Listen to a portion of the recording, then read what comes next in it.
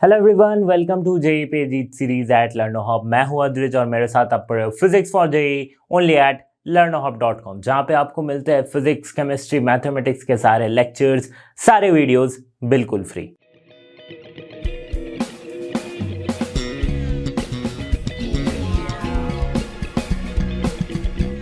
JEE series में अगला जो चैप्टर हम पढ़ने जा रहे हैं, मतलब अगले चैप्टर के जो कंसेप्ट पढ़ेंगे वो है पार्ट 3 के वेव्स ऑप्टिक्स के कंसेप्ट्स को।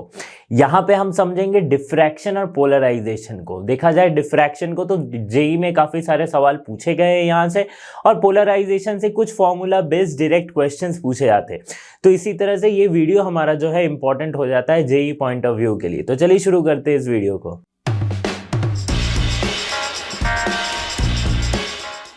तो पहला टॉपिक हमारा आता है डिफ्रैक्शन ऑफ लाइट। अब ये डिफ्रैक्शन क्या है? देखो, डिफ्रैक्शन एक्चुअली अगर नॉर्मल लैंग्वेज में, लेमैन्स लैंग्वेज में बोला जाए तो ये है बेंडिंग ऑफ लाइट। अब वो बेंडिंग ऑफ लाइट क्यों हो रहा है, क्यों हमें बेंडिंग दिख रहा है, ये सारी चीजें मैं एक्सप्लेन करूंगा आपको। ओके, तो पहले समझ लेते हैं डिफ्रैक्शन ऑफ लाइट का स्टेटमेंट क्या है कि it is defined as the bending of light around the corner such that it spreads out and illuminates areas where a shadow is expected.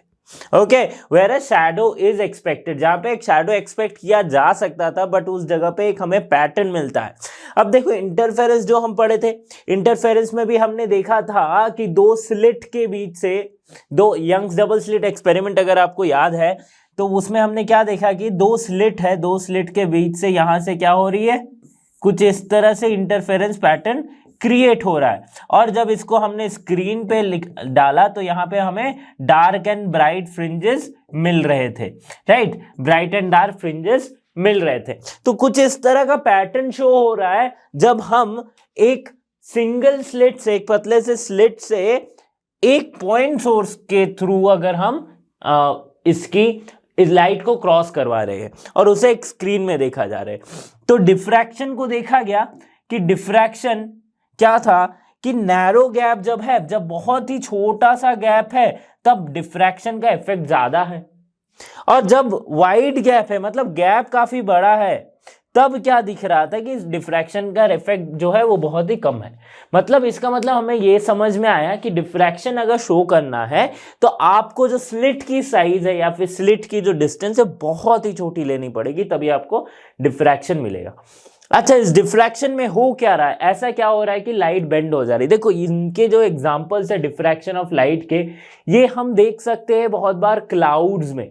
जब क्लाउड्स आ जाती है, सूरज लाइक सनलाइट के सामने जब क्लाउड्स आ रही है तो आप उसके बगल से लाइट आते हुए देख सकते हो, उसके पास से लाइट आते हुए देख सकते हो, राइट? तो उसी को कहते हैं diffraction effect, effect of diffraction, जहां पे लाइट हल्की सी बेंड हो रही है।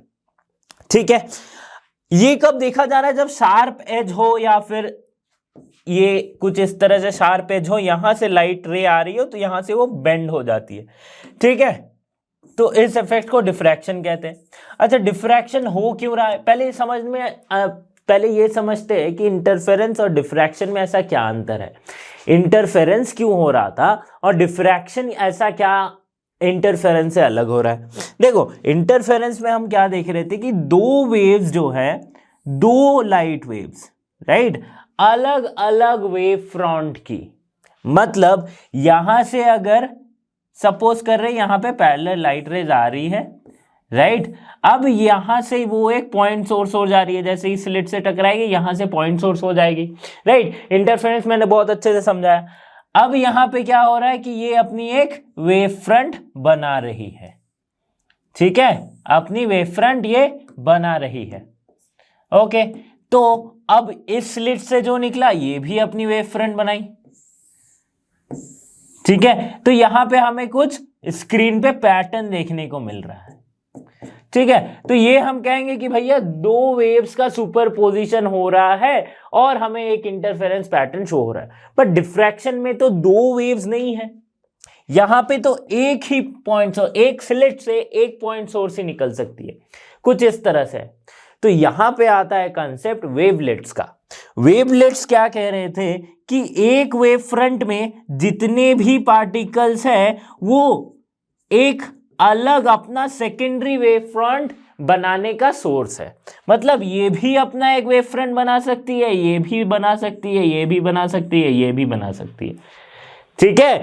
तो और ये प्रोपगेशन होगा कुछ इस तरह से, जैसे जैसे प्रोपगेशन होगा इसकी वेव फ्रंट जो है वो बढ़ते जाएगी, और इसे हम कहते हैं क्या, सेकेंडरी वेवलेट्स, यही कहते थे ना। तो देखो यहां पे क्या हो रहा है कि एक पॉइंट सोर्स ने एक वेव फ्रंट बनाई, ठीक है। अब इस वेव फ्रंट में बहुत सारे पार्टिकल्स है, राइट। वेव फ्रंट क्या होता था, पार्टिकल्स जो सेम फेज में ऑसिलेट कर रहे हैं उनके लोकस को हम कहते थे वेव फ्रंट, राइट। तो यहां पे बहुत सारे पार्टिकल्स है एक वेव फ्रंट में। अब ये अपना अलग अलग वेवलेट्स बना रही है, और इनके बीच का जो इंटरफेरेंस हो रहा है, जो ये सेकेंडरी वेवलेट्स के वजह से जो इंटरफेरेंस हो रहा है, इसके वजह से हमें एक डिफ्रैक्शन पैटर्न देखने को मिल रहा है।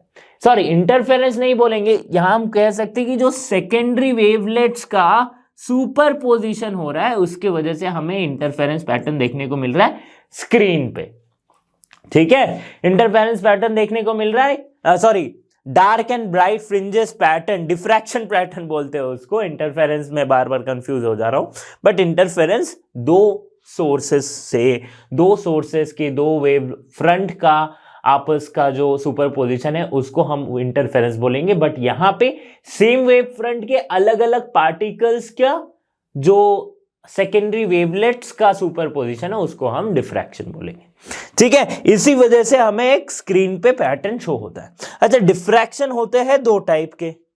कौन कौन से दो टाइप है, एक है फ्राउनहोफर डिफ्रैक्शन, एक है फ्रेस्नेल्स डिफ्रैक्शन।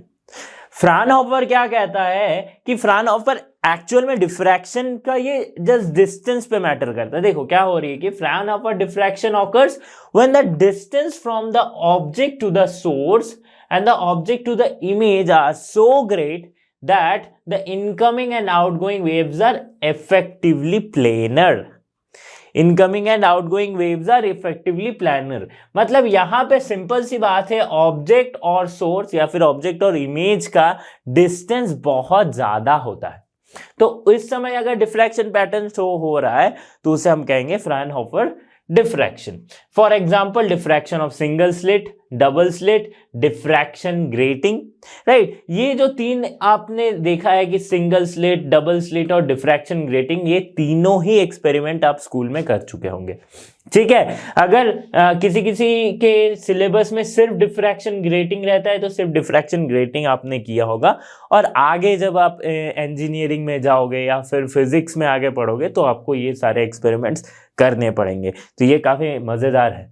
ओके, अब दूसरी पॉइंट आती है Fresnel's diffraction, right. Fresnel's diffraction क्या कहता है कि जब source to the obstruction of the distance from the obstruction of the screen is comparable to the size of the obstruction, ठीक है। मतलब जो ऑब्स्ट्रैक्शन बोले तो कौन सा वाला, जो जहां से ये लाइट रे जिस को ऑब्स्टेकल को हिट कर रही है, जहां पे एक स्लिट बनी हुई है, यही ऑब्स्ट्रैक्शन है, ठीक है। तो जब उनकी साइज कंपेरेबल हो ऑब्स्ट्रैक्शन के साइज के, ज्यादा कम बट उसके आसपास की साइज हो, तब वहां पे जो डिफ्रैक्शन होगी उसे हम फ्रेस्नेल्स डिफ्रैक्शन कहेंगे, right. For example, diffraction at straight edge, narrow wire, small opaque disc, ठीक है। ये सारे डिफ्रैक्शंस को हम फ्रेस्नेल डिफ्रैक्शन कहेंगे। तो इस चैप्टर में हम जनरली फोकस करेंगे फ्राउनहोफर टाइप के डिफ्रैक्शन पे, सिंगल स्लिट पे, डबल स्लिट तो नहीं है, सिंगल स्लिट डिफ्रैक्शन मेनली हम फोकस करेंगे। तो चलिए आगे बढ़ते हैं। Diffraction of single slit, right, diffraction of light at single slit, ये वो फ्राउनहोफर डिफ्रैक्शन जो जिसकी मैं बात कर रहा था उसके बारे में हम थोड़ा सा समझेंगे। अब देखो यहां पे हमने क्या कहा था कि फ्राउनहोफर डिफ्रैक्शन में हमने क्या कंसिडर किया था कि वहां पे जो सोर्स है और ऑब्जेक्ट है वो काफी दूर पे रखा गया है, राइट। काफी दूरी है, डिस्टेंस है, स्क्रीन और ऑब्जेक्ट में भी डिस्टेंस काफी ज्यादा है। तो ठीक है, तो हमने अगर देखो मैं दूर में रखूं या फिर सामने एक बाइकन्वेक्स लेंस लगा दूं तो बात सेम हो जाती है, क्योंकि हमें क्या पता है कि अगर किसी ऑब्जेक्ट को दूर में रखा जाए, इनफाइनाइट डिस्टेंस पे रखा जाए, तब जो वो लेंस पे या किसी मिरर पे फोकस होगी, जब वो उस पे रे आएगी तो वो पैरेलल हो जाएगी। तो मैं अगर एक बाइकन्वेक्स लेंस के फोकस में सोर्स रख दूं तो जो मेरी आफ्टर रिफ्रैक्शन लेंस के थ्रू जो मेरी बाकी की इमेज बनेगी वो क्या है, पैरेलल रेज शो करेगी कुछ इस तरह से, राइट। क्योंकि फोकस पे अगर रखा तो ये पैरेलल हो जाती है, हमें पता है। तो अब पैरेलल रे चाहे इंफिनिटी से आए चाहे किसी सोर्स और लेंस को यूज करके आए, है तो पैरेलल रेज ही, ठीक है। तो उसके वजह से यहाँ पे डिफ्रैक्शन पैटर्न शो हो गया, ठीक है। डिफ्रैक्शन पैटर्न देखो यहाँ पे लाइट क्या है, ये शार्प जो स्लिट है छोटी सी, यहां से लाइट बेंड होती हुई नजर आई, राइट। एक्चुअल पाथ उसका होना चाहिए था ये, बट अभी पाथ क्या है, वो पी है, ठीक है। अभी पाथ क्या है, वो पी पे आके मीट कर रही है, ठीक है। तो जब इसका रिजल्ट शो किया गया तो यहां पे हमें कुछ, ये है इसकी स्कीमेटिक डायग्राम, ठीक है। तो यहां पे हमें कुछ फ्रिंज पैटर्न देखने को मिला, ठीक है। एक सेंट्रल ब्राइट फ्रिंज आया, साथ ही साथ बहुत सारे यहां पे मैक्सिमा और मिनिमा आए हैं, ठीक है। फर्स्ट मैक्सिमा ये, सेकंड मैक्सिमा ये, थर्ड मैक्सिमा ये, इसी तरह से first minima, second minima, third minima, जैसे हम देख रहे थे इंटरफेरेंस में कुछ उसी तरह से आया है, ठीक है। अब देखो इसकी अगर मैं बात करूं कि एंगुलर पोजीशन क्या था, यहां पे देखो जो थीटा है, ये थीटा ही बताती है angular position of the bright और डार्क फ्रिंज, ठीक है। तो ये जो है, मैं डेरिवेशन यहां पे नहीं कर रहा हूं बट सिंपली बता रहा हूं कि जो एंगुलर पोजीशन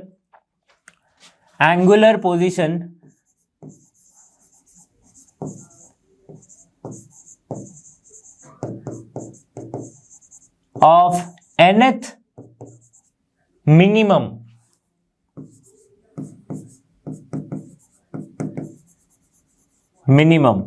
ठीक है। ये क्या थी, a sin theta equals to n lambda, ठीक है। साइन थीटा क्या है, थीटा क्या है, वो एंगुलर पोजीशन है जो थीटा एंगल बन रही है, राइट। और n number of integers, right, या फिर कोई भी इंटीग्रल, अब इंटीजर यहां पे बोल सकते हैं starting from 1 2 3 4 5 6 and so on. Lambda क्या है, वेवलेंथ ऑफ द लाइट और वेवलेंथ ऑफ द वेव, और ए क्या है, स्लिट की डिस्टेंस है, ठीक है। We can simply write for very small angle,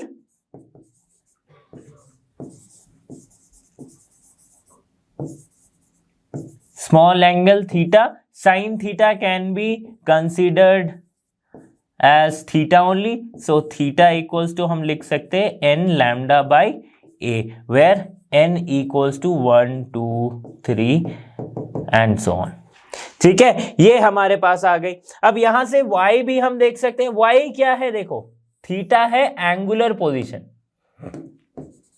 ठीक है, थीटा है एंगुलर पोजीशन। y क्या है, y यहां से डिस्टेंस है, सेंट्रल मैक्सिमा से जो डिस्टेंस होगी ये है y, राइट। फर्स्ट n कुछ भी आप लो, एक y आपको मिलेगा, तो ये वाली जो डिस्टेंस है ये है y। जब वहां पे हम फ्रिंज के इंटरफेरेंस पैटर्न में जो फ्रिंज के पोजीशंस बता रहे थे, तो वही यहाँ पे y है, फ्रिंज के पोजीशन बताने वाला, ठीक है। अब देखो मिनिमा के केस में y जो आ रही है वो क्या होती है, n lambda d by a, ठीक है। अब ये d क्या है, ये यहां से यहां तक की डिस्टेंस है d, ठीक है। समझ में आ रही है, n lambda d by a। तो ये हमें पोजीशन किसकी बता रही है कि मिनिमा जो होगी उसकी। अगर n को 1 पुट कर देंगे तो हमें फर्स्ट मिनिमा मिलेगा, n को 2 पुट करेंगे तो सेकेंड मिनिमम मिलेगा, राइट। ये हमें पता चला। और हमें क्या पता चल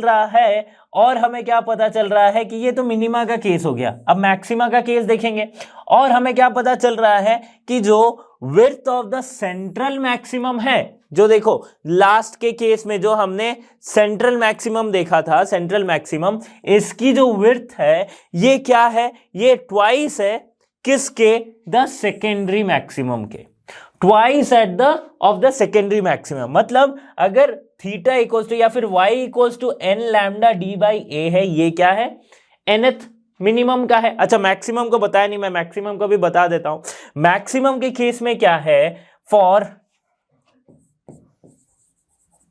nth मैक्सिमम, इसके केस में क्या है, a sine theta equals to 2n plus 1 lambda by 2, ठीक है। ये है, देखो इंटरफेरेंस पैटर्न में जो मैक्सिमम था वो यहाँ पे मिनिमम के केस में हो रहा है। इंटरफेरेंस पैटर्न में जब इंटरफेरेंस हम देख रहे थे YDAC का, वहां पे जो मिनिमम था वो यहाँ पे मैक्सिमम हो रहा है। तो इंटरफेरेंस और डिफ्रैक्शन में ये अंतर ये भी आ जाती है कि ये जस्ट उल्टा हो जाता है। ओके, और फिर से साइन थीटा को अगर बहुत छोटा मान लेते हैं एंगल को, तो sine theta can be written as theta. So theta equals to, we can write 2n+1 lambda by twice है। ठीक है, ये लिख सकते हैं। साथ ही y को हम कैसे लिखेंगे, 2n+1 lambda capital D by twice a। ठीक है, ये आ गया हमारे पास दो एक्सप्रेशंस, ये मैक्सिमम के केस में, ये मिनिमम के केस में। ठीक है, फर्स्ट मैक्सिमम सेकंड मैक्सिमम, बस n की वैल्यूज पुट करते जानी है, आपको मिल जाएगी। ओके, तो ये बताया जा रहा है कि अगर मैं सेकेंडरी मैक्सिमम, कोई भी सेकेंडरी मैक्सिमम यहां पे अगर मैं n की वैल्यू अगर 2 पुट करता हूं तो मेरे पास क्या आएगा, 5 lambda capital D by twice small है। ये जितनी होगी इसकी दुगनी होगी, क्या, इसकी दुगनी होगी सेंट्रल मैक्सिमम की विड्थ। मतलब सेंट्रल मैक्सिमम विड्थ की फॉर्मूला भी मैं बताऊंगा, ठीक है, कंफ्यूज नहीं होना, बट ये हमें एक्सपेरिमेंट में देखने को मिला है। ठीक है, और क्या देखने को मिला था, intensity of the secondary maximum goes on decreasing with the order of maxima. जो इंटेंसिटी है सेकेंडरी मैक्सिमम क्या, वो क्या है, धीरे धीरे कम होते जाती है, किसके ऑर्डर में, मैक्सिमम। इसकी भी एक्सप्रेशन मैं बताऊंगा। तो ये जो इंटेंसिटी का अगर ग्राफ देखोगे आप, तो ये कुछ इस तरह से दिखता है कि देखो सेकेंडरी मैक्स, जो सेंट्रल मैक्सिमा है जिसकी मैं बता रहा था विड्थ जो है वो twice of the secondary maximum है। तो ये सारे सेकेंडरी मैक्सिमम्स है। ठीक है, ये सारे सेकेंडरी मैक्सिमम्स है। अब इसकी जो इंटेंसिटी है वो कुछ इस तरह से घट रही है। पहले इंटेंसिटी इसकी सेंट्रल मैक्सिमम की इतनी होगी, फिर धीरे धीरे ये डिक्रीज होते जाएगी। ओके, धीरे धीरे ये डिक्रीज होते जाएगी। ठीक है, समझ में आ रही बात। यहां से एक चीज और भी नोटिस कर सकते हैं हम कि जब पाथ डिफरेंस लैम्डा हो रहा है, जब लैम्डा पाथ डिफरेंस हो रहा है, तब यहां पे हमें क्या मिल रहा है, फर्स्ट मिनिमम। जब 2 लैम्डा हो रहा है तो हमें क्या मिल रहा है, सेकेंड मिनिमम। जब माइनस लैम्डा तो भी first minimum, -2 lambda second minimum on the either side of the bright fringes. ठीक है, तो कुछ इस तरह से अगर मैं पिछले वाले फ्रिंज पैटर्न को भी दिखाऊं तो यहां पे हमें क्या पता चला, यहां पे है लैम्डा का फेज डिफरेंस, यहां पे भी माइनस लैम्डा का फेज डिफरेंस। ठीक है, path difference, sorry path difference not phase difference. Okay, कि ये लैम्डा पाथ डिफरेंस कहां पे हो रहा है, देखो पाथ डिफरेंस हो रहा है ये पोजीशन पे, क्योंकि लाइट रे जो है वो बेंड हो रही है। ठीक है, लाइट जो है वो बेंड हो जा रही है। ठीक है, अब बेंड हो रही है तो यहां से अगर मैं एक परपेंडिकुलर ड्रॉप करूं तो ये वाली मुझे पता चल रहा है कि ये पाथ डिफरेंस है और यहां से ये पाथ डिफरेंस है। ठीक है, तो अगर मैं तीनों रे को कंसीडर करता हूं तो अगर मैं मेरी पाथ डिफरेंस अगर लैम्डा आ रही है तो उस पोजीशन पे मुझे क्या मिल रहा है, मुझे मिल रहा है फर्स्ट मिनिमम। ये पोजीशन मुझे मिल रहा है फर्स्ट मिनिमम। ठीक है, और यहां पे भी मुझे फर्स्ट मिनिमम मिल रहा है ऑन द आइदर साइड। ठीक है, अब अगर मैं यहां से यहां तक की डिस्टेंस को कैलकुलेट करूं, y को कैलकुलेट करूं, तो मुझे सेंट्रल मैक्सिमा की विड्थ मिल जाएगी। ठीक है, सिंपल सा लॉजिक है। देखो यहां से ये क्या है, सेकेंडरी मैक्सिमम, ये क्या है, सेकेंडरी मैक्सिमम। इन दोनों को विड्थ को निकाल को अगर मैं जोड़ूं तो मुझे सेंट्रल मैक्सिमा की विड्थ मिलेगी, या फिर मैं first either side of first maxima ये पूरे डिस्टेंस में मिलाऊं तो मुझे क्या मिल जाएगी, सेंट्रल मैक्सिमा की विड्थ मिल जाएगी। तो सेंट्रल मैक्सिमम का विड्थ को पुट करने के लिए हम n के जगह पे y पुट करते हैं, n के जगह पे 0 पुट करते हैं, that is the zeroth case. ठीक है, so when n equals to 0 हो जाएगी तो y क्या है, फर्स्ट मिनिमम के लिए y क्या था, n lambda capital D by small a. ठीक है, n lambda capital D by small ए।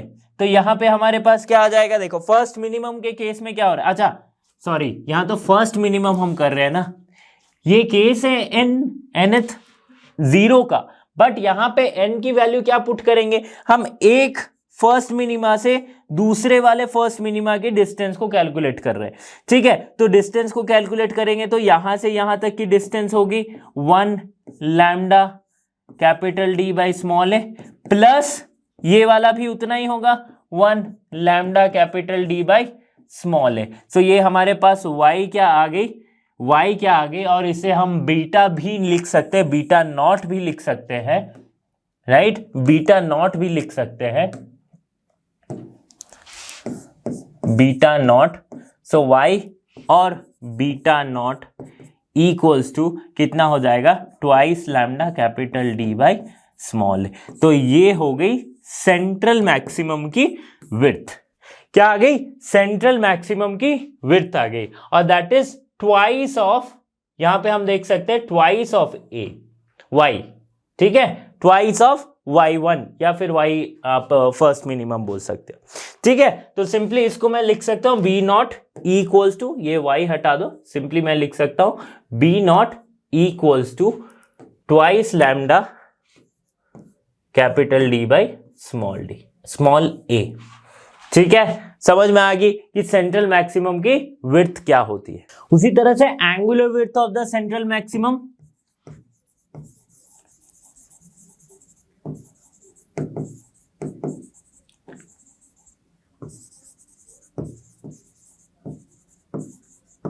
ये क्या आएगी, that is equals to twice of theta twice lambda by a, ठीक है। ये क्या है, angular width of the central maximum.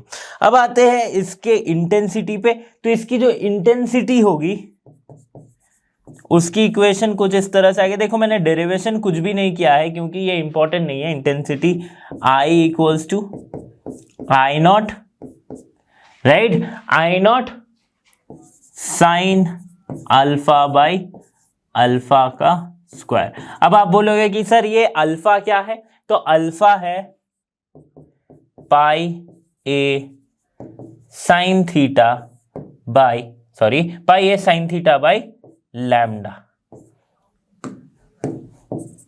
ये है अल्फा की value, pi a sine theta by lambda. Okay, अब देखो यहां पे जो सेकेंड स्टेटमेंट हमारे पास था एक रिजल्ट में कि the intensity of the secondary maximum goes on decreasing with the order of maximum. तो ये कुछ इस तरह से आएगा कि सपोज करते हैं कि जो सेंट्रल मैक्सिमम है, अच्छा आई नॉट क्या है, सेंट्रल मैक्सिमम की intensity,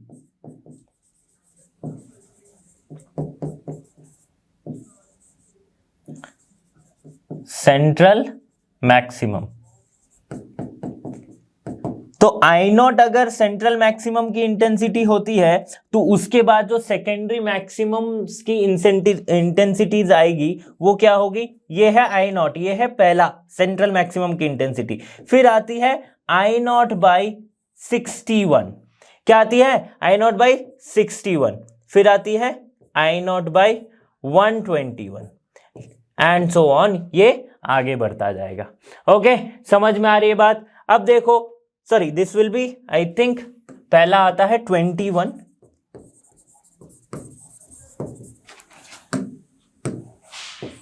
then I not by 61, then I not by 121 and so on, ये सीरीज फॉलो होगा, ठीक है। तो इंटेंसिटी आप देख रहे हो डिक्रीज होते जा रही है। ओके, नेक्स्ट टॉपिक हमारा आता है पोलराइजेशन ऑफ लाइट।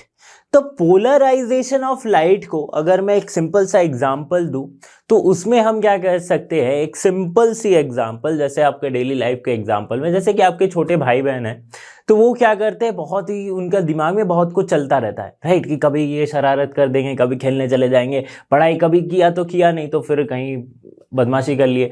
तो इस तरह के अगर मैं बोलूं तो वो बहुत ही स्कैटर्ड है, मतलब उनका दिमाग जो बहुत ही इधर उधर भाग रहा है। अब आपने क्या किया कि आपने अपने भाई को या फिर छोटे बहन को अपने बिठा के आपने उसे समझाया कि नहीं, ये नहीं, अभी ये टाइम है, इस टाइम पे आपको सिर्फ पढ़ाई करनी है, ठीक है, या फिर ये 4 से 6 बजे की टाइम है, इस टाइम पे सिर्फ आपको खेलना है और इसके साथ साथ कुछ नहीं करना है। तो आपने क्या किया, उसके माइंड को एक पॉइंट पे रेस्ट्रिक्ट कर दिया, एक ही डायरेक्शन में रेस्ट्रिक्ट कर दिया कि हाँ चलो 3 घंटे आप खेल रहे हो। तो कुछ इस तरह से हम समझेंगे पोलराइजेशन को कि व्हाइट लाइट जो होती है उसे हम कहते हैं अनपोलराइज्ड लाइट। क्या कहते हैं, अनपोलराइज्ड लाइट। तो वो होती है आपके छोटे भाई बहन जैसी, जो उनका दिमाग बहुत ही इधर उधर होता है। अब यहाँ पे दिमाग तो नहीं होगा, बट अनपोलराइज्ड लाइट जो है या फिर लाइट जो हमारे पास होती है वो क्या होती है, उसे हम ऐसे वेव मानते, ईएम वेव मानते, इलेक्ट्रोमैग्नेटिक वेव। तो इलेक्ट्रोमैग्नेटिक वेव की इलेक्ट्रिक वेक्टर होती है, मतलब इलेक्ट्रिक वेव, और इसके परपेंडिकुलरली जाती है मैग्नेटिक वेव, ये हमें पता है। लेकिन सिर्फ इतना ही नहीं, इलेक्ट्रिक वेव जो है वो भी घूमते रहती है। मान लो कि ये इलेक्ट्रिक वेव है परपेंडिकुलर और इसके परपेंडिकुलर है मैग्नेटिक वेव। तो ऐसा नहीं है कि एक लाइट में बस यही 2 वेव्स है, इलेक्ट्रिक वेव और इलेक्ट्रिक वेक्टर और मैग्नेटिक वेक्टर, यही 2 वेक्टर है। इसके अलग अलग कंपोनेंट्स भी है, x component, y component, z component, right. और फिर जाके ये क्या आएगी, जब भी मोशन करती है तो इस तरह से ये घूमते हुए आगे की और वेलोसिटी की तरफ ऐसे इस तरह से घूमते हुए जाती है, ठीक है। तो जब हम एक लाइट रे को सामने से आते हुए देखेंगे, लाइट एक्चुअली ये इलेक्ट्रोमैग्नेटिक वेव है, बट सामने से अगर ये प्रोपेगेट हो रही है तो हमें एक पोलराइज्ड लाइट दिखाई दे, अनपोलराइज्ड लाइट दिखाई देगा कुछ इस तरह से, जिसकी इलेक्ट्रिक वेक्टर्स की ओरिएंटेशन कुछ इस तरह से रहेगी। तो इसे आप समझ लो अपने छोटे भाई बहन का जो ज्यादा प्रोएक्टिव दिमाग, ठीक है, जो इधर उधर भागते रहता है। अब क्या किया हमने कि इसे एक पोलराइजर के थ्रू पास करवाया। अब ये पोलराइजर क्या करती है कि किसी एक पर्टिकुलर डायरेक्शन में इलेक्ट्रिक वेक्टर को रेस्ट्रिक्ट रखती है। मतलब अगर ये पोलराइजर की ये पासिंग एक्सिस है, ठीक है, तो इससे अगर मैं अनपोलराइज्ड लाइट को अगर क्रॉस करूं तो मुझे जो पोलराइज्ड लाइट मिलेगी उसके जो इलेक्ट्रिक वेक्टर का ओरिएंटेशन होगा वो सिर्फ इसी डायरेक्शन में होगा, सिर्फ परपेंडिकुलर डायरेक्शन में होगा टू द प्रोपगेटिंग एक्सिस, ठीक है। तो इस फेनोमेना का हम बोलते हैं पोलराइजेशन ऑफ लाइट। तो इस फेनोमेना को हम क्या बोलते हैं, पोलराइजेशन ऑफ लाइट। इसके डेफिनेशन को एक बार हम पढ़ते हैं कि polarisation is the process of converting non polarised light into polarised light, okay, and the light which particles vibrate in all various planes are known as unpolarized light। मतलब यहां पे जो पार्टिकल्स है, जस्ट एक इलेक्ट्रिक वेक्टर को आप अगर particle, ये अगर वेक्टर साइन, ये अगर मैं वेव्स बना रहा हूं तो वेव्स मतलब क्या है, पार्टिकल का ऑसिलेशन है। तो इस तरह हम अनपोलराइज्ड लाइट को ये कंसिडर करते हैं कि हर एक डायरेक्शन में या फिर बहुत सारे डायरेक्शन में ये जो इनकी पार्टिकल्स है ये वाइब्रेट हो रही है। अब इन्हीं वाइब्रेशन को मैं किसी पर्टिकुलर डायरेक्शन में अगर मैं रेस्ट्रिक्ट कर दूं तो मैंने क्या किया, पोलराइज किया लाइट को, ठीक है। आपने अपने भाई को कहा कि ये 4 से 6 बजे के टाइम तुझे सिर्फ और सिर्फ क्रिकेट खेलना है, तो आपने क्या किया, उसके डायरेक्शन को, उसके माइंड को सिर्फ क्रिकेट में डाला उस 2-3 घंटे के लिए, ठीक है। तो जब तक मैं पोलराइजर लगा के रखा, मतलब जब तक आपने डाइवर्ट किया तब तक वो सिर्फ क्रिकेट खेलेगा, यानी कि सिर्फ मुझे क्या मिल जाएगी, मुझे पोलराइज्ड लाइट मिल जाएगी, ओके।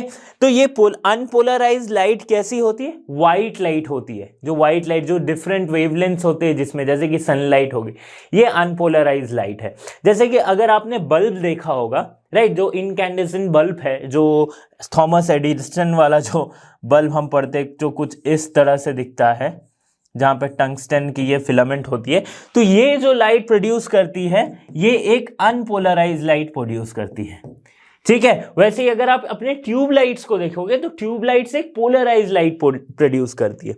सेम प्रिंसिपल काम आता है हमारे जो ग्लेयर्स होते हैं या फिर सन ग्लासेस होती है, जो सनलाइट आती है। आपने देखा होगा जब भी आप सनलाइट सनलाइट कैसे खरीदोगे, जब भी आप सन ग्लासेस खरीद रहे हो तो वहां पे आपको स्पेशल लिखा रहता है यूवी प्रोटेक्शन, पोलराइज सनग्लासेस। तो ये पोलराइज वही पोलराइज है कि आपकी जो ग्लासेस है वो एज अ पोलराइजर काम करेगी। मतलब सन से आने वाली ये जो अनपोलराइज लाइट है इसको ये पार्शियली क्या करती है, पोलराइज करती है।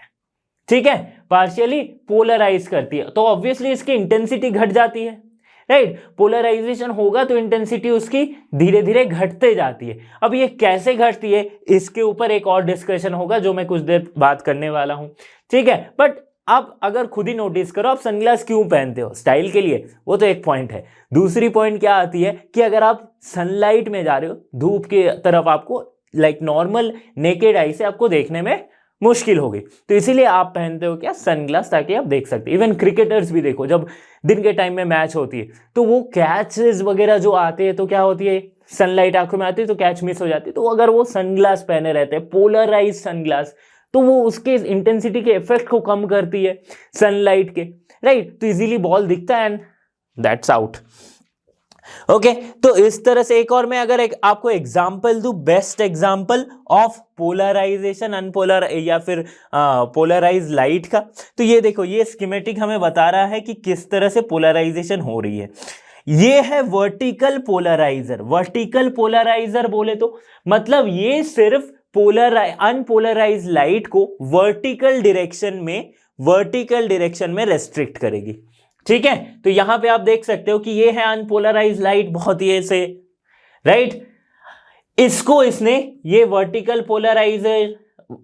पोलराइजर है, राइट। अब इसने क्या किया, जब पोलराइजर से क्रॉस हुई तो बाकी सारे यहां पे कैंसिल आउट हो गई।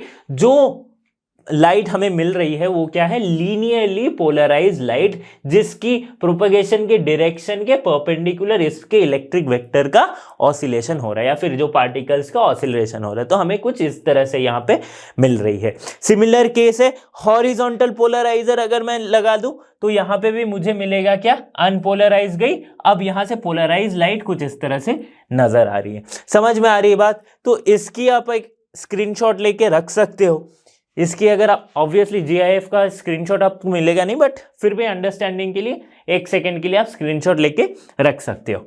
ओके, तो यहां पे आई होप कि समझ में आ गया होगा कि पोलराइजेशन क्या है या फिर पोलराइजर किस तरह से काम करते हैं। अच्छा, पोलराइजेशन जो होती है वो सिर्फ ट्रांसवर्स वेव की हो सकती है, ठीक है। जैसे डिफ्रैक्शन हमने देखा था, डिफ्रैक्शन लॉन्गिट्यूडनल साथ ही साथ ट्रांसवर्स वेव दोनों की हो सकती है, बट पोलराइजेशन जो है वो सिर्फ ट्रांसवर्स वेव की हो सकती है। और ये जो आप पोलराइजर देख रहे हो ये किससे बनी होती है, ये जनरली टूरमैलाइन क्रिस्टल से बनी होती है,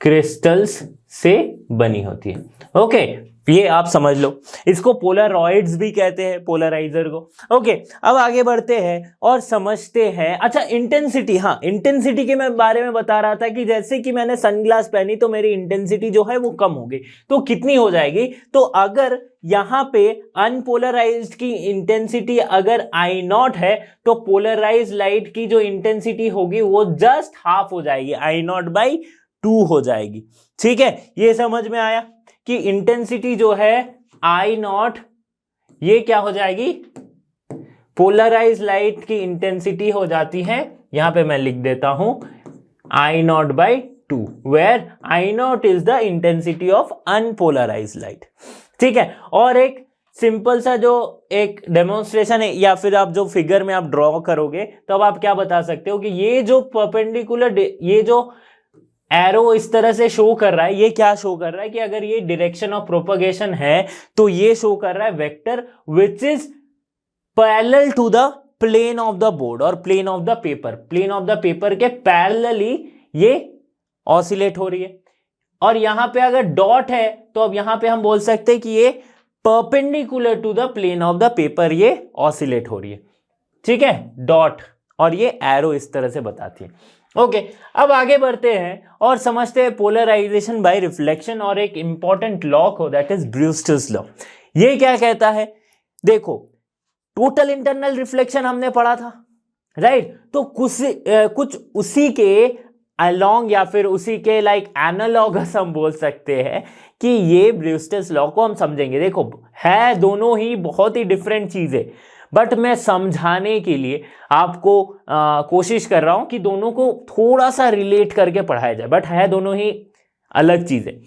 देखो, अनपोलराइज लाइट जब भी किसी दूसरे सरफेस पे जो जिसकी रिफ्रैक्टिव इंडेक्स अलग हो, या कोई रिफ्लेक्टिंग सरफेस जैसे कि एयर है, यहां पे ग्लास है, वो गिरती है, तो लाइट की ये टेंडेंसी होती है ना, देखो हमेशा याद रखना, लाइट अगर आप गिरा रहे हो किसी भी सरफेस पे, तो उसकी जो प्रॉपर्टी है वो ये है कि कुछ लाइट वो ऑब्जर्व करती है और कुछ लाइट वो रिफ्लेक्ट करती है।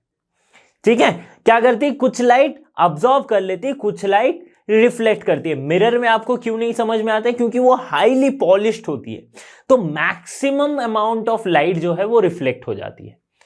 ठीक है, मैक्सिमम इंटेंसिटी आपको मिल जाती है वापस से। ठीक है, फिर भी आप अगर मेजर कर सकते हो किसी तरह से कि आपने जितनी इंटेंसिटी की लाइट भेजी है मिरर से रिफ्लेक्ट होने के बाद, क्या मुझे एग्जैक्ट उतनी इंटेंसिटी आ रही है, देखना आपको कुछ ना कुछ कम इंटेंसिटी आएगी। ठीक है, एक्चुअल में क्या होता है कि मिरर बहुत ही पॉलिश्ड होती है, बट अगर आप कोई दूसरे सरफेस में आप लोगे तो वहां पे क्या होगी कि कुछ लाइट जो है वो अब्सॉर्ब हो जाती है और कुछ लाइट रिफ्लेक्ट होती है। ठीक है, तो अब देखो क्या होता है कि जब मैं एक अनपोलराइज लाइट को ग्लास के ऊपर इंसिडेंट करता हूं कुछ इस तरह से, तो ये लाइट क्या है, कुछ पोलराइज्ड होके ये रिफ्लेक्ट हो जाती है और कुछ जो है पार्शियली पोलराइज्ड होके ये अब्सॉर्ब हो जाती है। ठीक है, तो अनपोलराइज लाइट को मैं रिफ्लेक्शन के मदद से भी पोलराइज कर सकता हूं। अगर रिफ्लेक्शन हुआ तो जो रिफ्लेक्टेड रे मिलेगी मुझे, वो एक पोलराइज्ड लाइट मिलेगी, वो एक पोलराइज्ड लाइट मिलेगी। ओके, और जो अब्सॉर्ब होगी वो भी पार्शियली पोलराइज्ड हो जाएगी।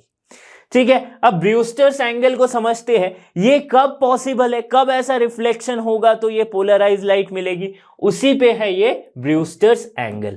ठीक है, तो आगे बढ़ते हैं। देखो यहां पे मेरे पास स्कीमेटिक डायग्राम मिल गया है मुझे। ये जो आईपी है ये क्या है, incident of light, unpolarised light incident angle पे गिर रही है। ठीक है, जब ये पोलराइज्ड लाइट और ये पार्शियली पोलराइज्ड लाइट, इन दोनों के बीच का एंगल 90 डिग्री होगा, तब मेरी जो ये लाइट है ये पोलराइज्ड हम कह सकते हैं। राइट, मतलब रिफ्लेक्टेड रे, ये इंसिडेंट रे, ये रिफ्लेक्टेड रे, और ये आ गई अंदर, सॉरी ये आ गई अंदर जो अब्सॉर्ब हो रही है। ठीक है, तो ये हमें पता है, अगर ये एंगल ऑफ इंसिडेंस है तो ये भी एंगल ऑफ रिफ्लेक्शन है, बट ये this is I which is equals to R. ठीक है, एंगल ऑफ रिफ्लेक्शन जो है वो एंगल ऑफ इंसिडेंस के बराबर होती है, लॉ ऑफ रिफ्लेक्शन। और जब ये एंगल, ये इन दोनों के बीच का एंगल, राइट, जब पार्शियली पोलराइज्ड लाइट और पोलराइज्ड लाइट के बीच का एंगल 90 डिग्री होगा, तभी हम इस लाइट को पोलराइज्ड कह सकते हैं। ठीक है, और उस एंगल ऑफ इंसिडेंस को हम क्या कहते हैं, एंगल ऑफ पोलराइजेशन या फिर ब्रूस्टर्स एंगल। क्या कहते हैं, एंगल ऑफ पोलराइजेशन और ब्रूस्टर्स एंगल। ओके, अब अगर मैं ब्रूस्टर्स लॉ में एक्सप्रेशन को इसे समझाऊं, तो ब्रूस्टर्स लॉ में क्या बताया था कि रिफ्लेक्शन के मदद से हम पोलराइज कर रहे हैं, और वो रिफ्लेक्शन इस तरह से हो रही है कि रिफ्लेक्टेड रे और रिफ्रैक्टेड रे के बीच का एंगल जो है वो 90 डिग्री हो रहा है। ठीक है, तभी ये पोलराइज्ड हो पा रही है, प्लेन पोलराइज्ड लाइट हमें मिल रही है। ओके, अब देखो ये क्या है, एंगल ऑफ इंसिडेंस, और ये क्या है, एंगल ऑफ रिफ्लेक्शन। तो angle of incidence is angle of equals to angle of reflection, so we can write angle of reflection को भी हम एंगल ऑफ इंसिडेंस के बराबर लिख सकते हैं। So this angle is IP, या फिर जिसे सिंपली आप पी भी कह सकते हो, सिंपली आप पी भी कह सकते हो, प्लस 90 डिग्री दिस एंगल, ये अगर मेरे स्ट्रेट लाइन है, this angle plus 90 degree plus angle of refraction, plus angle of refraction, ये मिला के 180 डिग्री होगी। ठीक है, इसका कंडीशन ये हो रहा है। अब यहां से मैं P plus R equals to 90 degree, P plus R equals to 90 degree, ये कंडीशन मेरे पास आ रहा है। और सिंपली मैं कह सकता हूं एंगल ऑफ पोलराइजेशन है या फिर angle of incidence P equals to 90 minus R। ठीक है, अब देखो ये जब पोलराइज लाइट हो गई है, जब लाइट पोलराइज्ड हो गई है, मतलब क्या, जब इन दोनों के बीच का एंगल 90 डिग्री है तब ये पोलराइज लाइट है। तो उस टाइम पे मैं एंगल ऑफ इंसिडेंस को एंगल ऑफ पोलराइजेशन भी बोल सकता हूं या फिर ब्रूस्टर्स एंगल भी बोल सकता हूं। ठीक है, ये हमारे पास आई। अब अगर मैं इन दोनों केस में स्नेल्स लॉ अप्लाई करूं, सपोज कर लेते हैं कि ये है मीडियम म्यू और ये है इसकी रिफ्रैक्टिव इंडेक्स है 1, सपोज एयर है, तो यहां पे मैं अगर स्नेल्स लॉ अप्लाई करता हूं, ये क्या आएगी मेरी, म्यू साइन आर यानी कि angle of refraction equals to sine P. ठीक है, mu sine R equals to sine P, ये हमारे पास आ गया है। अब देखो म्यू क्या होगी, sine P by sine R. ठीक है, तो जहां पे मैं ये P equals to 90 minus R लिखा हूं, वहां पे मैं इस तरह से भी लिख सकता हूं, R equals to 90 degree minus P, ये भी लिख सकता हूं। तो ये वाली वैल्यू अगर मैं यहां पे पुट करूं, यानी कि mu sine 90 minus P equals to sine P, so sine 90 minus theta equals to cos theta, so mu cos P equals to sine P। अब यहां से मेरी रिलेशन क्या आ रही है कि mu equals to sine P by cos P, that is tan P। ठीक है, और ये है हमारा एक्सप्रेशन ऑफ ब्रूस्टर्स लॉ। ठीक है, और इस एंगल P को हम क्या कहेंगे, ब्रूस्टर्स एंगल या फिर angle of polarisation.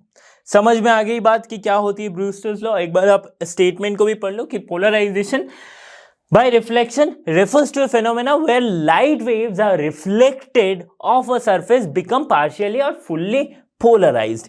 This occurs when unpolarized light strikes a surface at a particular angle known as Brewster's angle. तो जब भी एक अनपोलराइज्ड लाइट का रिफ्लेक्शन ब्रूस्टर्स एंगल पे होगा तभी मुझे एक पोलराइज्ड लाइट मिलेगी।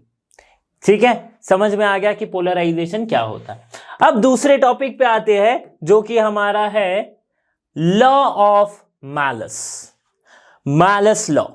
यहां पे हम बात करेंगे इंटेंसिटी के बारे में। किसके बारे में, इंटेंसिटी के बारे में। सो देखो, फॉर लीनियरली अगर, अच्छा, एक लाइट लीनियरली पोलराइज्ड कब होती है, जब सपोज करते हैं कि एक लाइट के वेक्टर है 3, मतलब इलेक्ट्रिक वेक्टर के 3 कंपोनेंट है, एक है EZ, EX एंड EY, ये 3 कंपोनेंट है। अब इन तीनों कंपोनेंट को, ये एक अनपोलराइज्ड लाइट में ऐसा होता है, पोलराइजेशन होने के बाद सपोज कि कोई एक ही कंपोनेंट इसका बचा, सपोज EZ वाला कंपोनेंट बचा, तब हम इसे कहेंगे लीनियरली पोलराइज्ड लाइट। ठीक है, तब हम इसे क्या कहेंगे, लीनियरली पोलराइज्ड लाइट।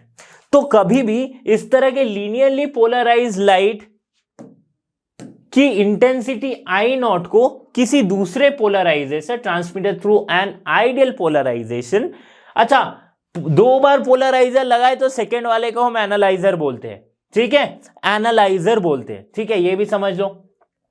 तो यहां पे मैलस लॉ क्या बताता है कि the intensity transmitted through an ideal polarisation I can be describe by the Malus law, where Malus law states that I equals to I0 cos square theta. Intensity की बात हो रही है, तो मैंने क्या बताया था कि एक अनपोलराइज्ड लाइट पहले पोलराइजेशन से क्रॉस करेगी तो मुझे क्या मिलेगी, एक लीनियरली पोलराइज्ड लाइट। ठीक है, किसी एक डायरेक्शन में इसे रिस्ट्रिक्ट कर दिया तो लीनियर पोलराइज्ड लाइट मुझे मिल गई। इसकी इंटेंसिटी अगर I है, इसकी इंटेंसिटी I0 है, तो हमें क्या पता है, intensity I0 equals to I/2, आधी इंटेंसिटी हो जाती है। ठीक है, अगर दोबारा मैं किसी एक एनालाइजर से पास करूं, एनालाइजर क्या है, एक पोलराइजर ही है जिसे इस प्रोपेगेटिंग एक्सिस के थीटा एंगल पे रखा गया है, इसे वर्टिकली रखा गया, मतलब इसके 90 डिग्री, और इस एनालाइजर को इस पोलराइजर से 30 डिग्री के एंगल पे शिफ्ट करके रखा गया है, ठीक, sorry not 30 degree, theta degree, not 30 degree, it is theta, theta angle से शिफ्ट करके रखा गया है। तो अब ये जो लीनियरली पोलराइज्ड लाइट इस एनालाइजर से क्रॉस करेगी, तो यहां पे क्या देखने को मिलेगा कि मुझे ये इसकी जो कंपोनेंट आएगी या फिर इसकी जो वेक्टर्स की जो ये ओरिएंटेशन आएगी वो थीटा से ओरिएंट हो जाएगी, थीटा के अलोंग हो जाएगी, इस तरह से ये मूव करेगी। तो इस केस में जो इंटेंसिटी होगी that will be I not cos square theta. इस केस में इसकी इंटेंसिटी की वैल्यू इतनी आ जाएगी। ओके, समझ में आ रही है बात। आई नॉट क्या है? पहले पोलराइजर से क्रॉस करने के बाद इंटेंसिटी। अगर मैं इसे आई नॉट की वैल्यू पुट करूं तो we can simply write I/2 cos square theta, where I is the intensity of unpolarised light. समझ में आ रही है ना बात की क्या कह रहा हूं मैं? ओके, तो ये है मालस लॉ ऑफ मालस। इससे बेस्ड डायरेक्ट क्वेश्चन पूछा जाता है, डायरेक्ट क्वेश्चन, मैं कह रहा हूं आपको डायरेक्ट क्वेश्चन पूछा जाएगा कि सिर्फ आप आई नॉट कॉस स्क्वायर थीटा की वैल्यू पुट करोगे आपका आंसर आ जाएगा। ठीक है, तो ये समझ में आई बात। अब कुछ केसेस है कि अगर मैं कॉस थीटा की वैल्यू अगर मैं 0 डिग्री रखता हूं, थीटा की वैल्यू अगर मैं 0 डिग्री रखता हूं, या फिर थीटा की वैल्यू को मैं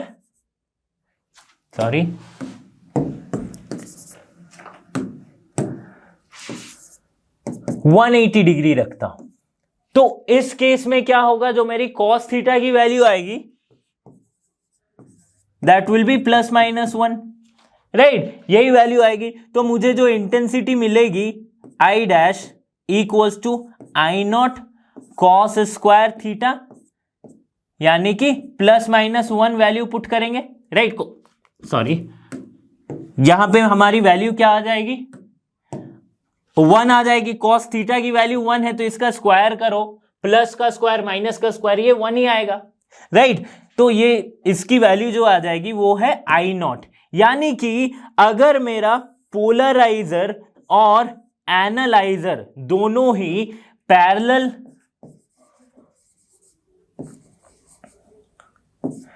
और एंटी पैरेलल रखा हो